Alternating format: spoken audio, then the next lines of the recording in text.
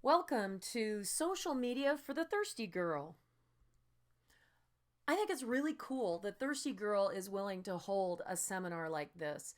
It's a way for them to reach out to their community and help Thirsty Girls learn how to use social media for their own businesses or for their personal reasons, maybe professional development to grow their own personal brands, to expand their business brands, maybe do a little research, or just to have fun using social media. What we're going to go over today is how to use social media networks efficiently. I'm going to talk to you about setting up social media listening tools and alerts, how to use searches to find networks that you want to use, ones that really work for you. Learn how to use the Thirsty Girl network to grow your own personal network and to learn to use the new Thirsty Girl website and network to expand your reach and meet new Thirsty Girls. The first and most important thing in social media is to define your goals. Maybe you want to use it for personal branding. And by that, I mean developing your own personal brand. Let's say you're a winemaker, for instance, and you want to network with other winemakers. You want to network with wine bloggers and people who are interested in wine. Maybe you want to grow your business, whether you own a jewelry company or a small business, maybe a small local business. Social media can help define your business brand. Maybe you want to use it for professional development, to get to know other people in the same community of practice that you're in. Or maybe you want to use it to drive traffic and generate leads from your website. Or maybe you just want to use it for education. You need to decide which of these goals is going to work for you best before you can start diving into social media. The first thing you do, it's listen, not talk, listen. Find out what networks are really going to work for you. Now, I've listed here a number of search options that you can use to do some searches and find the places and the social media networks that are talking about the things that you want to talk about. It may not be all of these. You may decide, for example, that Twitter doesn't work for you or that LinkedIn doesn't work for you, or you're not ready to start with Google+, but you really like Twitter. You need to listen to social media networks and decide what's going to work, what makes the most sense for your personal goals. There are a lot of social media networks, right? There's blogs, there's wikis, there's video, there's microblogging, there's social bookmarking, podcasting, weblogs, rating, internet forums, and pictures, and so much more. There's 27 bazillion social media networks out there. But there are some things that you do as first steps that fit on pretty much any social media network. The first thing you do, build your profile. Once you've decided on what network you're going to use, put in a nice picture, make it something that's approachable that people are going to relate to, add a bio, and make sure that it really clearly states what your purpose is, what you're there for. Then do some more listening. Listen to see who the influencers are. What's the voice of that particular network? If you think about it, just two of them, for example, on Facebook, very casual and friendly, and everybody's talking with their pals. LinkedIn, much more business-like, less casual. So, they have different voices. When it all comes down to it, what really matters is whether the social media network that you're looking at has interest for you. Are there people there you want to talk to? Are there things that you can share that'll make that network better? If so, great, go with that network. If you look at it and you truly go, this is not for me, fine, move on. There's other networks. You don't have to be everywhere. You don't have to be on the network that your friends are on if it doesn't fit your goals. So how do you stick your toe in and test the waters? Start off by following the conversation. Do some searches, and we'll talk about those in a minute, to find out what are people talking about? Is there something that you can dive into? Is there somebody who's asking a question? Solve their problem. I don't care if you have to Google it to find the right answer. Solving somebody's problem is a great way to get to know them better, to have them want to get to know you better. Ask really good questions. And when I say this, I mean, don't say, hey, is it nice and sunny where you are? That gets away for a little bit, but it doesn't really deepen your relationships with people. You want to ask good questions. Who are they? Do they own a particular local business? Ask them about their business. Ask them how things are going. Ask them what they think about something. Don't just ask open ended questions that are clearly intended to get feedback. Give praise. If somebody writes a good blog post, we're going to talk about this in a little bit too. They really want to know that they did a good job. So share it on your social networks and say, hey, I think Janet wrote a really good post about Google Plus networks. You should go read it. That's going to make me feel good. It's going to make me feel good about you. When it comes to sharing information, share fresh information. Don't share that same old stuff that on Mashable that people have shared a million times. Try to find that information that nobody else knows about yet, because that's when people really want to follow you. When you have information ahead of everybody else, they're more interested in following you because you're the go-to girl. Make sure that if you do post something that's been posted a lot, add your own perspective. Don't just retweet something or repost a blog title. Say, there was a really interesting perspective on this here link, so that people really get an idea of your perspective on the topic and that you're not just parroting information. Here's a search that I did on social mention. Now, social mention is at socialmention.com, and it's one of my favorite tools for searching across a really broad scope of social media networks. Blogs, microblogs, bookmarks, comments, events, images, news, video, audio, Q&A, networks. It really drills down. When you first do your search, you're probably going to come up with a lot of Twitter. I searched for mixologists because that seems like something a thirsty girl might be interested in. And I found this first tweet in this situation: a bartender adds lemon juice. A mixologist unpacks their lemon balm bitters. Interesting that, he's giving a little bit of perspective on what it's like to be a mixologist. You can look through some of these and look for conversations that interest you. You can look on the left and go down to the bottom and see what top keywords people are using and how they're using those keywords to get to this mixology. You may want to investigate some of those keywords as well. Now here's this Kevin Burke on Twitter, and I went and I pulled up his tweet from Social Mention, and then I went to look at his profile. Now, let me tell you a little bit about how I evaluate a profile to decide if I'm going to follow somebody and also if I'm going to engage in the conversation. I'm going to look at, first, the picture. Second, the profile name. Third, the bio and his link. Does it go to, hey, I'm a distributor for lemon balm bitters? Then maybe, he could be interesting, maybe not. Then I'm going to go and look to see who he's following. Not necessarily who his followers are yet, because followers are a little less telling. But to see who he's following tells me a lot about him. And then I'm going to go read his tweets and see, is this something that I could dive into? Maybe I know what lemon balm bitters are, or maybe I don't think they're the best answer for this particular drink. If I want to know more, I can click on this little icon here that shows me what the conversation is that's being had with this particular person. So I can look and see if there's a conversation there. If it happened really recently, like this one 10 minutes ago, I may dive in and say, wow, I've never heard of lemon balm bitters. Tell me about that. Or, wow, really? I didn't know lemon balm bitters existed. Where can I find some? I can start a conversation with that person. Twitter is not like other instances where you meet people. Maybe you walk up at a party and everybody's having a conversation and you don't just throw your own 2 cents in there. You got to get a little invited. On Twitter, it's not like that. Dive into conversations with glee if they're happening in real time. If people don't respond to you, they may not be there now. They may have left.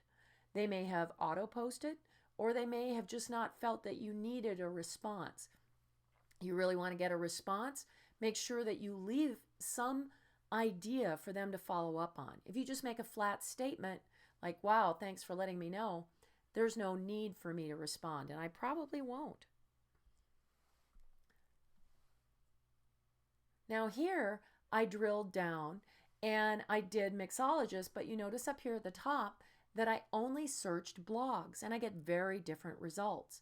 Now I can look for some blogs that are related to mixology and articles that are coming up, and I can share those on Twitter with other people who are interested in mixology. I can comment on these blogs, and I can get an idea of who the influencers are in this particular area of practice. Again, I'm going to look at the keywords to see what they're using. Interesting, down here, you can see that Morimoto is one of the things that's listed. I may want to research that a little bit and find out how Morimoto and mixologist are related. So I can drill down in this and find out a lot more information. Now let's say that I did the same search on Twitter. This is going to search, social mention I should mention, is searching in real time. So it's going to show me real time data for whatever I'm searching. But even more real time is going to Twitter and searching there. So I've gone to search.twitter.com and I did a search for mixologist. Then I clicked on refine search, and that gets me to this nifty little form. I can search a lot of different ways here. I can say I want to do it an exact phrase, all of these words, any of these words. I can put words in I don't want to show up. I could put in lemon balm bitters in none of these words. I can look at hashtags and language. I can look to see if a certain person has tweeted about mixology. So I could drill down to that level. And as a local business, I can really drill down to places. So I said San Francisco, within 25 miles. Some of these other ones, positive, negative, whether it's a question or not, those you can use to refine the search even more. But initially I don't, because it's really refined and you may not get anything. So when I click search, this is what I get. Mixologist within 25 miles. The first one, you see that it's got that kind of peach colored background. That's an ad. It's a sponsored tweet, and it's for Liam Neeson's new movie. So we'll just skip that. Then we'll go down and oh look, here's the beer wench. Now the beer wench is somebody who tweets periodically with Thirsty Girl. We consider her a Thirsty Girl friend. She's really great. And if you want to follow somebody who talks about a lot of drinks and particularly, obviously, beer, you should talk to her. Now, again, I could click on this and find out more about the conversation with Drury the Elder. She's talking about, many people would liken the craft of mixologist to that of a chef. You have an opportunity here to say, do I agree with her? Do I not agree with her? Do I want to get into this conversation?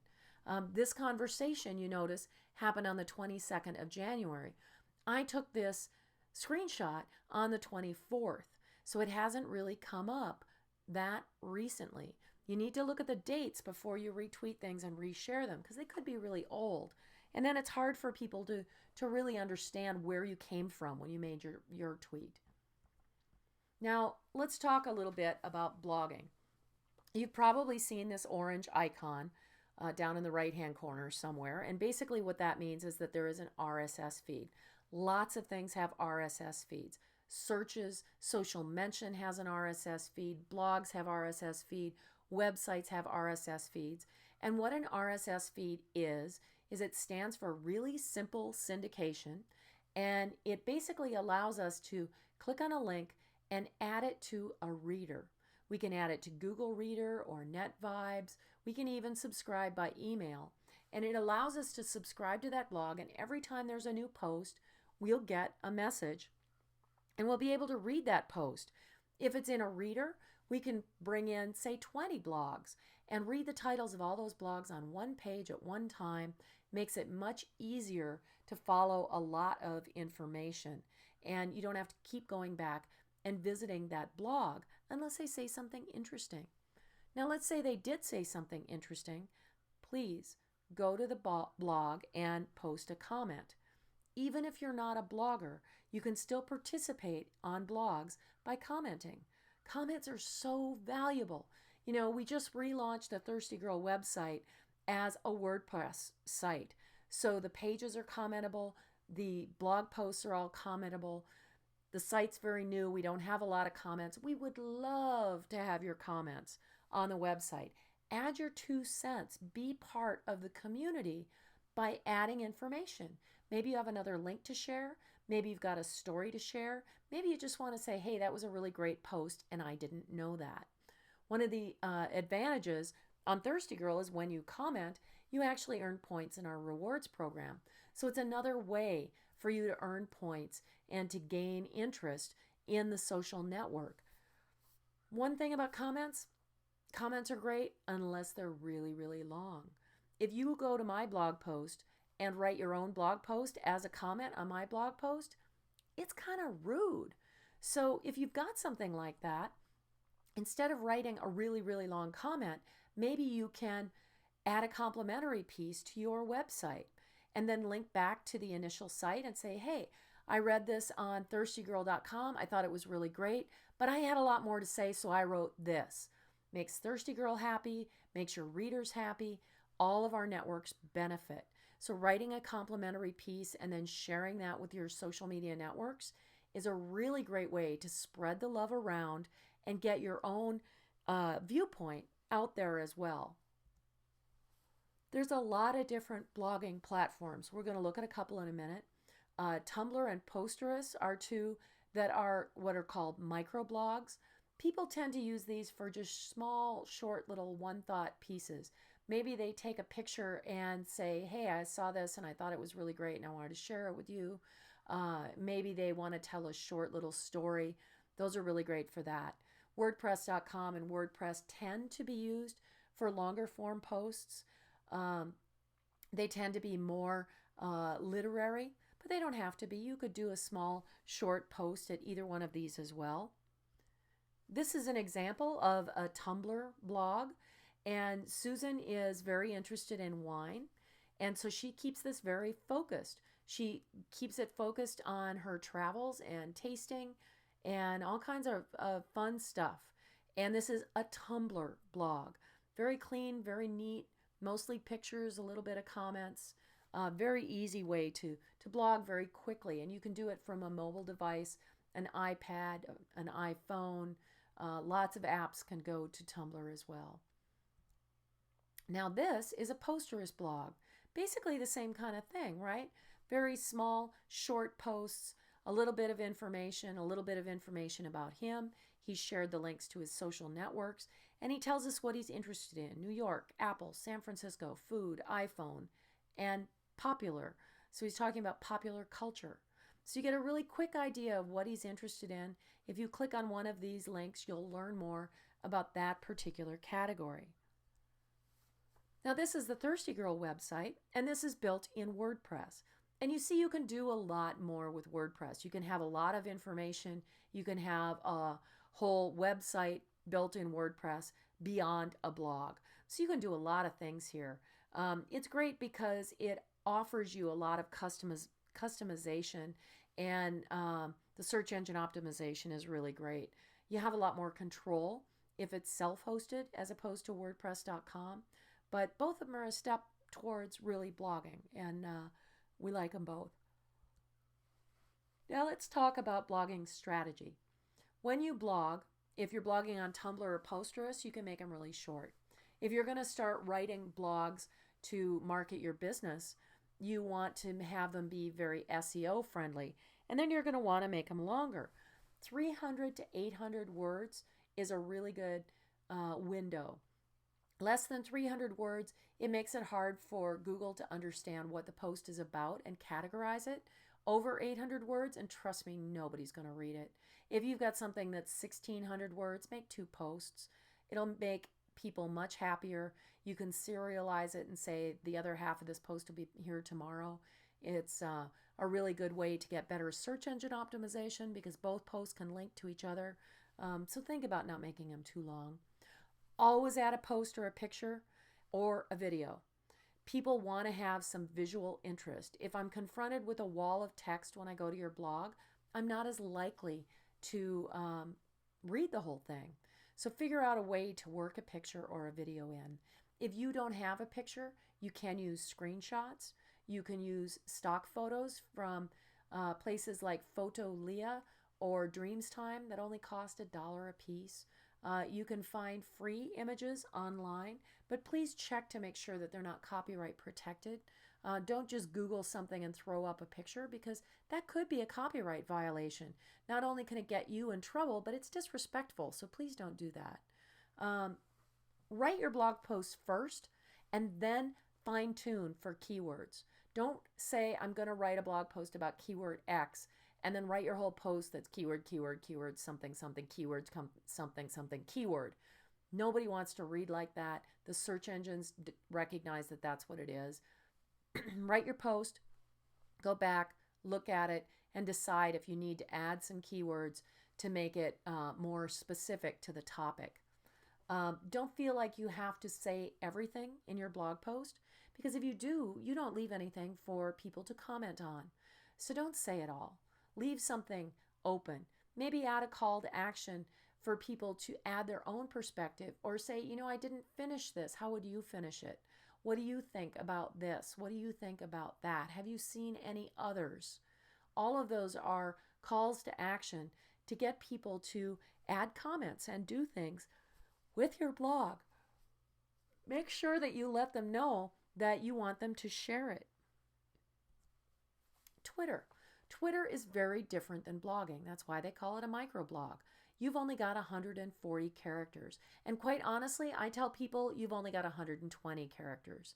Because if I want you to reshare, what we call retweet, our blog, our post on Twitter, then when you retweet it, your name's going to be added to the post. If there aren't enough characters, it's either going to truncate and cut some words off, or you're going to edit it. If I don't want my post edited, I make it short. I make it 120 characters. One of the common practices that people have on Twitter is to follow all their friends. Well, if you follow all your friends and your coworkers, you already know all that stuff. It's not going to be interesting, and you're not going to learn anything, most importantly. Follow the best and brightest in your field. Follow people you admire and you can learn from and respect. And then that will help you grow exponentially. You'll learn more. You'll have much more interesting things to talk about. And as time goes on and you retweet and share their information, they will start to share with you, and you'll start to have a relationship with those people.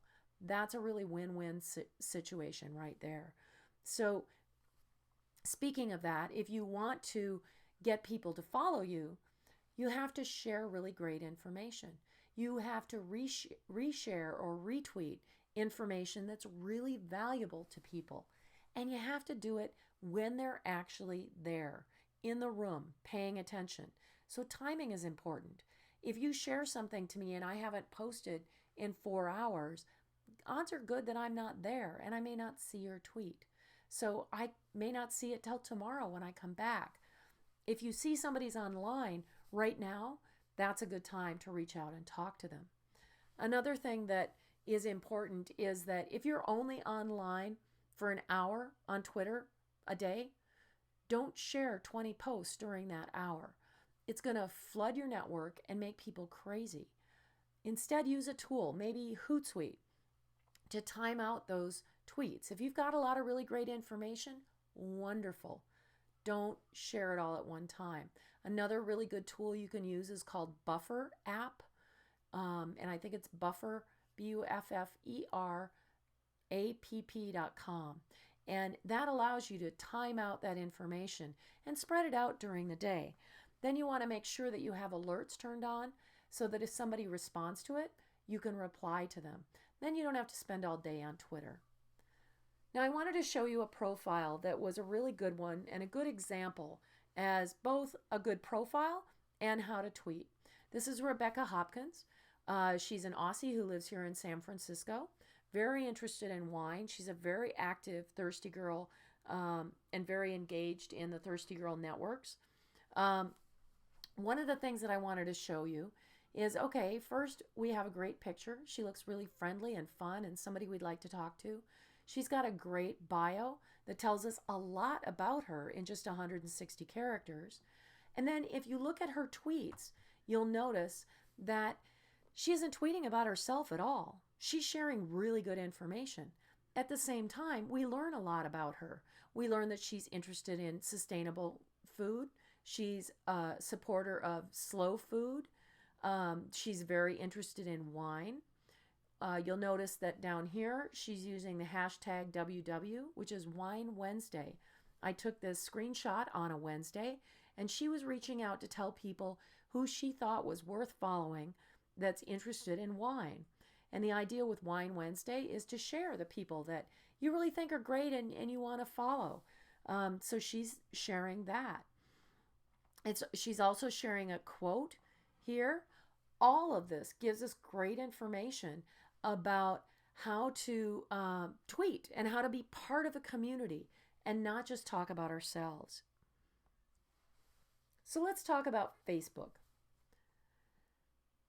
I know that some people probably are using Farmville, and you know what? That's okay. But if people see you on Farmville all the time and that's all they see, that's what people think you do all day. Is that the message that you want to send? If not, you're going to want to segment some of those relationships so that some people see your private and personal stuff and other people see the business related stuff. If you're using Facebook for your business, I highly recommend that you get a business page. Using your personal profile, the same one that your friends and family uses for business, can be kind of iffy sometimes. Because, every once in a while, Facebook releases everything and all of your personal information is out there. So, the internet is not private. If you're going to use it for business, set up a page. Once you set up your page, how are you going to get people to engage? Engagement is the most important thing to do on a Facebook page. Use photos and videos to get people having conversations. Ask for questions. Ask people what they want to talk about. Do they want to talk about your business? Do they want to talk about local industry? Do they want to talk about wine? Do they want to talk about jewelry? Ask them what they want to talk about and then talk back to them. Ask them questions to find out what they're interested in.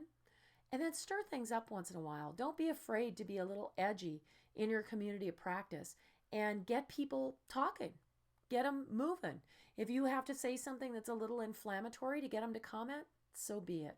Engagement is much more important than the number of followers because 90% of people like your page or follow your page and then never come back.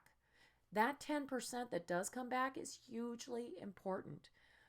That means that the wall on your Facebook page is where everything happens. Sure, you can have contests and you can have landing pages and lots of tabs with great information, but most of the interaction is going to happen when people see things in their news feed and come post on your wall. So to speak to that, let me explain something that a lot of people don't know about. Edge rank. What an edge rank is basically Facebook looks at your Facebook page and says, well, they've got 1,000 followers, but only 10 of them are actually active and commenting. That means that other 990 people aren't interested in what you're seeing. If they don't like or comment or share your Facebook page, pretty soon Facebook's going to stop showing them in your news feed, and you're going to think that page disappeared. And because 90% of the people don't go back to the page, they're not going to go back to the page either, and you're going to lose contact with that person. You've got to get them to engage to keep that edge rank up so that you don't disappear from people's timelines. So this is a great page that is one of the Thirsty Girl chapters in Las Vegas. I think it's really cool. They've got a nice logo. They've got lots of pictures. They've got 400 people that genuinely like the page and they're active. And they're doing fun stuff. Like they're talking about doing the color run in Vegas, and they got a special room rate for Thirsty Girls in Vegas to do the run. So they're active with their community. They're part of their community. They're also pimping out this social media webinar, which is pretty cool. So, they're very interactive with their memberships and with Thirsty Girl itself. And it's a really great example of an active Facebook page. Now let's talk about Twitter and leveraging the Thirsty Girl network to grow your own business. And by this, I have to say, I don't mean going on the Thirsty Girl Facebook page or the Twitter page and saying, hey, I've got a really great product. You should have everybody come and buy it, and spamming us with ads. What I mean is networking with other thirsty girls and leveraging our reach to grow your own following. This is an example of a TG Taste that we did with Ghirardelli in October. The tweet reach for this was that we reached 264,818 people via 934 tweets. Now, what that means is that there was some level of engagement, that those 934 tweets happened in that 1 hour of the TG Taste. Now, if you go down and you look at the exposure, that's over 2.5 million people that could have seen any of these tweets at any time. That's how many impressions it had. And if you look over here, you can see that it was 409 tweets, 274 replies, and 259 retweets or shares. So you can see how these things kind of exponentially grow. And this was only taken directly after the event. It wasn't taken a month later because these tweets keep generating interest. So if you participate in a Twitter chat for Thirsty Girl, or anybody else for that matter, participating in the chat gets you a lot of exposure. If you're being really smart on whatever that topic is, then people are going to be interested. They're going to want to reach out to you, and they're going to want to talk to you. I can tell you that every time I participate in a Twitter chat, I get anywhere from 10 to 30 new followers. And it's because I work really hard to add value to the conversation, to engage people, to not talk about myself, to talk about the topic there. And if people are truly interested in that topic, they're going to follow me back because they're going to want to get more information. The way that you can do the same thing on Facebook, add content to the Thirsty Girl Facebook page that's useful and valuable. Again, not necessarily just your product information, but share fun stuff, share interesting things, because people will see you on Facebook, they'll see you on the Thirsty Girl page, and it will show up in their news feed if they're subscribed to Thirsty Girl. That makes Thirsty Girl happy, it makes the other users happy, it makes you happy because we're all sharing really great content. Ask questions, comment, answer questions, post videos and images and links to things that you think are really interesting, and expand your network leveraging the over 10,000 women that have fanned the Facebook page for Thirsty Girl. So I wanted to show you really quickly how great the new Thirsty Girl website is. So here's our website. It's all built in WordPress. We've got a lot of really great content. You can see our new Thirsty Girl here featured. We've got videos, we've got the shop, we have the Thirsty Girl Rewards program that offers you points, and there's all kinds of prizes that go along with that. Your first step is going to be to click the register button and log in. Once you're registered, then you can go up to the navigation up here at the top, and you can see your own activity, and you can see your friends, how many friends you're connected with. Fill out your profile. Particularly important to add an image and give people a little information about you, because later, as you join groups and as you get to know more people, just like any other social media network, people are going to want to see a picture and get to know who you are before they decide to friend you or not. But you can use this to network. There are chapter head groups on Thirsty Girl that you can join. We expect that the chapter heads will start creating their own groups, and we'll have groups for all of the different chapters all across the United States so that you can network with local women as well as nationally and internationally on the Thirsty Girl website. It's very cool. You don't have to get a lot of notifications. You can set this up and in your settings and decide how many notifications you're going to get. You can create messages and tell people what you're doing. We're going to be adding a lot more functionality to this site as well, and it's going to be pretty cool. So I wanted to give you a quick tour of what was here and how you can use it.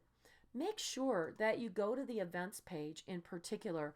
See if there's local events that are going to be happening near you. We've got a lot of stuff coming up. We're going to be in New York in February. Then we're doing the Northwest Women's Show in March. There's a lot of events. This list goes on and on. If we're going to be local to you, make sure that you give us a shout out on the social media networks. Tell all your friends, come down and visit us. Help us support local initiatives as well. So while you're on Thirsty Girl, go ahead and friend other Thirsty Girls on the website, comment on the website, and share our content with your networks to show people that you're on top of the Thirsty Girl network and the content that we put there, all about wine education, all kinds of really great content. So go ahead and share it and let people know that you're a Thirsty Girl. Now I'm going to give you a little bit of homework. I'd love it if you would join Thirsty Girl. Join the rewards program as well, so you can earn points towards all kinds of great rewards. One of the best prizes we've got right now is a trip to Napa. Imagine that you could go to Napa with Thirsty Girl, taste wine, have a really great time. So join the rewards program. We have lots of contests as well to win stuff. Come to our events. Follow us on your social networks. If you go to the Thirsty Girl site, the icons are all there. You just have to click on them. And then shoot us a message. Let us know how we can follow up and back you up and support you in what you're trying to do with your social media initiatives. We know that we may be having some more webinars like this. Send us a message. Send me a message at Janet at janetfouts.com, and let me know, what would you like to see in a webinar like this? Would you like to have a primer on YouTube or Twitter or Facebook? What do you want to learn? And what do you think would be a good addition to the social media network that we're building around Thirsty Girl? Thank you so much for participating in this webinar. We really appreciate your time, and we hope that you're really going to participate on social media with Thirsty Girl and help make Thirsty Girl the absolute best it can be.